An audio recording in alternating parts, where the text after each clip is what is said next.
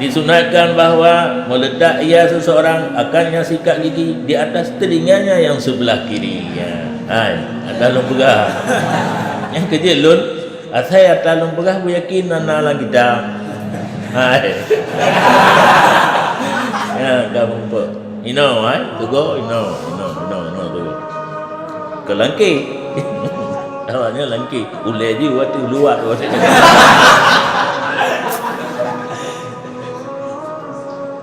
Li khabarin bihi law. Karena hadis pada meletakkan sikat gigi di atas telinga sebelah kiri. Kenal tulis. Kenapa ya tulis? Kena wate bak simpang pamatang sama langan.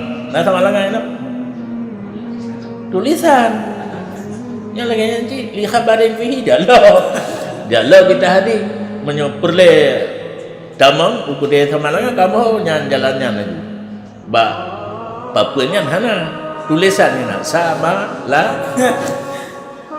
Nah udah gedeng pai muka upi. Sama lah ngapain muka upi.